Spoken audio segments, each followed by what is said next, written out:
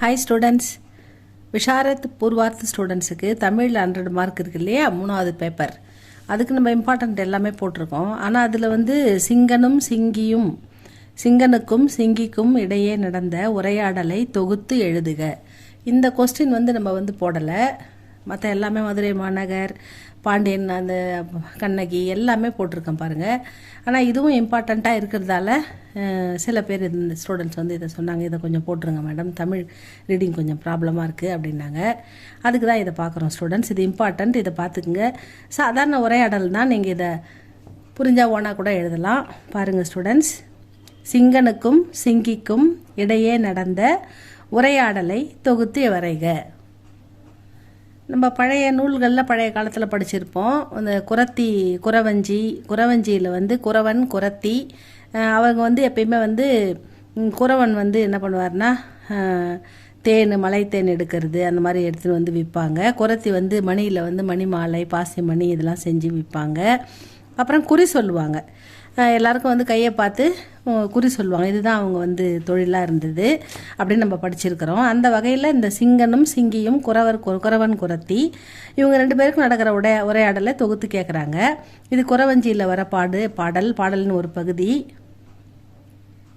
குற்றால குறவஞ்சி. பழங்கால மகளிரின் அணிகலன்னா மேலே அணிந்து கொள்ளும் நகை நட்டு. இதுதான் கொலுசு, மூக்குத்தி, கம்மல், வளையல், மாலை, காதணி, கழுத்தணி, மூக்குக்கு போடுறது, இதெல்லாம் தான் அணிகலன்கள் அப்படின்னு சொல்லுவாங்க. பழங்கால மகளிரின் அணிகலன்களை பற்றிய ஓமைனா எடுத்துக்காட்டு. இதே போல் இருக்கிறது, அதே போல் இருக்கிறதுன்னு ஒரு பொருள் இன்னொரு பொருள் கூட ஒப்புமையிட்டு ஓமைப்படுத்தி சொல்கிறது, அதான் ஓமைகளை. குற்றால குறவஞ்சியின் ஒரு பகுதியான குற்றால குறவஞ்சியில் இடம்பெற்றுள்ள ஒரு பகுதி சிங்கன் சிங்கி உரையாடலின் மூலம் வெளிப்படுகிறது. இந்த சிங்கன் சிங்கி பேசுகிற உரையாடல் மூலமாக அவங்க அணிந்துள்ள நகைகளின் பெயர்கள், அதை பற்றி விவரம் நமக்கு தெரிய வருதுன்னு சொல்கிறாங்க. பழங்கால மகளிரின் அணிகலன்களை பற்றிய ஓமைகளை குற்றால குறவஞ்சியின் ஒரு பகுதியான சிங்கன் சிங்கி உரையாடலின் மூலம் வெளிப்படுகிறது. சிங்கன் இது உரையாடல். சிங்கன் சிங்கி 2 பேரும் பேசிக்கிறாங்க. சிங்கன் சிங்கி கிட்ட கேட்குறாரு, இத்தனை நாளாய் சிங்கன் கேட்குறாரு, சிங்கன் இத்தனை நாளாய் என்னிடம் சொல்லாமல் எங்கே சென்றிருந்தாயடி சிங்கி. இத்தனை நாளாய் என்னிடம் சொல்லாமல் எங்கே சென்றிருந்தாயடி சிங்கி அப்படின்னு கேட்குறாரு. சிங்கி அதுக்கு பதில் சொல்கிறாங்க, அழகிய குழல்வாய் மொழி அம்மைக்கு. அழகிய குழல்னா அழகான கூந்தலை உடைய, வாய்மொழி அழகாக பேசக்கூடிய அம்மைக்கு குறி சொல்ல போனேனடா சிங்கா. நான் அவங்களுக்கு குறி சொல்ல போனேன் அப்படின்னு சொல்கிறாங்க.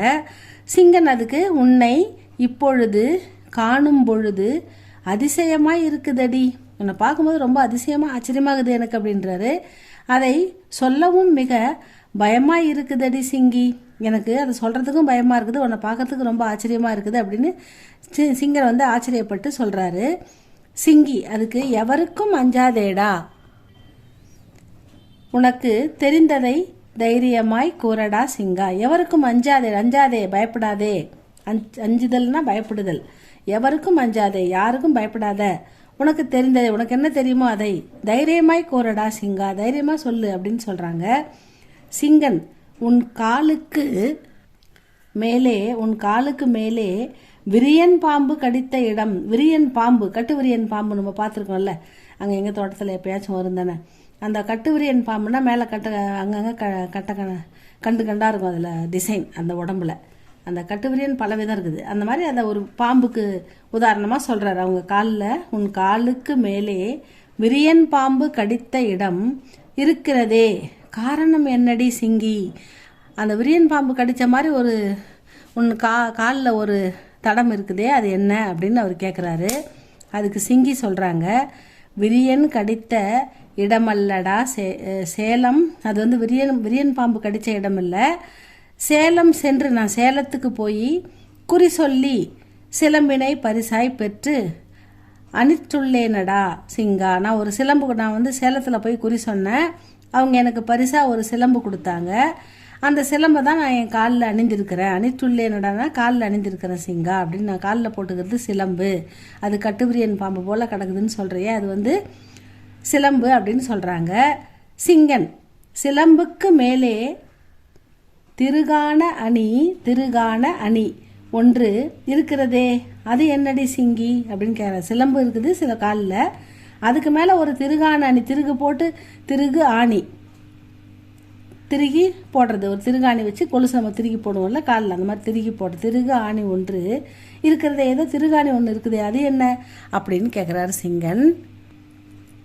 சிங்கி அதுக்கு என்ன சொல்கிறாங்கன்னா, கலிங்க நாட்டார் சன்மானமாய் அளித்த முறுக்கு தண்டை எனும் ஆபரணமடா சிங்கா. அவங்க கலிங்க நாட்டுக்கு போய் நான் குறி சொல்ல போனேன். அந்த கலிங்க நாட்டார் எனக்கு சன்மானமாக பரிசாக அளித்த முறுக்கு தண்டை அப்படின்னா முறுக்கிக்கின்னு இருக்கிற ரவுண்டாக இருக்கிற ஒரு தண்டையை அவங்க காலில் போட்டுனுக்குறாங்க.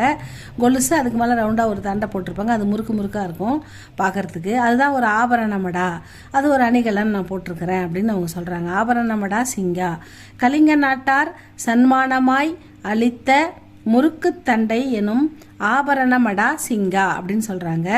அடுத்தது சிங்கன், மண்புழு போல நெளியும் ஓர் அணி உள்ளதே, மண்புழு போல நெளியும் ஓர் அணி உள்ளதே, அது என்னடி சிங்கி அப்படின்னு மண்புழு போல ஏதோ நெளியுது, அது என்னது, அது என்ன அணி அப்படின்னு சிங்கன் கேட்குறாரு. சிங்கி அதுக்கு சொல்கிறாங்க, பாண்டியன் மகள் குறிக்காக பாடகம் எனும் ஆபரணத்தை கொடுத்தாளடா சிங்கா. நான் பாண்டியனுடைய மகளுக்கு குறி சொல்ல போனேன். அந்த பாண்டியன் மகள் குறிக்காக, நான் குறி சொன்னதுக்காக எனக்கு பாடகம் எனும் ஆபரணத்தை கொடுத்தாளடா, அதுதான் வந்து மண்புழு போல காலில் போட்டு உனக்கு தெரியுது அப்படின்னு சொல்கிறாங்க. சிங்கன், உன் காலில் இறந்த தவளையை கட்டியதேன் சிங்கி. தவளை இறந்துட்டா எப்படி இருக்கும், அது மாதிரி உன்னை கட்டிருக்கியே, அது என்னது அப்படின்னு கேட்குறாரு. சிங்கி சொல்கிறாங்க, பெண்கள் குற்றாலநாதர் சந்நிதியில் அணியும் சதங்கையடா சிங்கா. அது வந்து பெண்கள் வந்து குற்றாலநாதர்னா யார், நம்ம சிவபெருமான், அவருடைய சந்நிதினா அவருடைய கோயிலில் குற்றாலநாதர் சந்நிதியில் அணிந்து கொள்ளும் போட்டுக்கொள்ளும் காலில் சதங்கை, அது சலங்கை அப்படின்னு சொல்கிறாங்க. சதங்கையடா சிங்கா. சிங்கன், குண்டல பூச்சி சுண்டு விரலிலே சுருண்டி கிடப்பதேன் சிங்கி.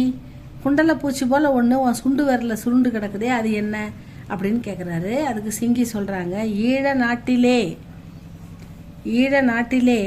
நான் பெற்ற காலணிகளடா சிங்கா. காலணிகள் கீழே பாதத்துக்கு போடுற செருப்பு, அந்த காலணிகளை தான் அவன் வந்து குண்டல பூச்சி மாதிரி சுண்டு இருக்குது உன் காலுக்கு கீழே அப்படின்னு கேட்குறான்.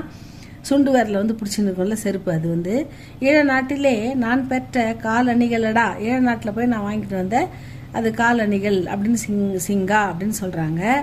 சிங்கன், மெல்லிய வாழை குருத்தை விரித்து மடித்ததேன் சிங்கி.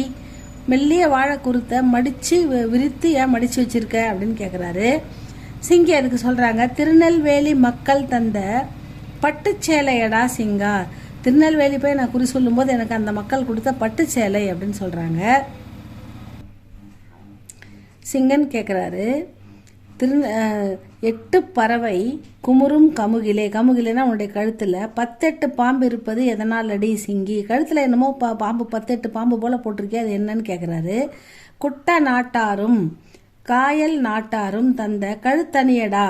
அது கழுத்தில் போட்டுற ஒரு அணிகலன், அது குட்ட நாட்டாரும் காயல் நாட்டாரும் எனக்கு கொடுத்தது அப்படின்னு சிங்கி சொல்கிறாங்க. கழுத்தணியடா அது சிங்கா. இவ்விதமாய் சிங்கன் வினாவிற்கு சிங்கி நயமாய்னா இணக்கமாய், நயந்து பவ்யமாய் அர்த்தம், நயமாய் விடையளித்தாள்.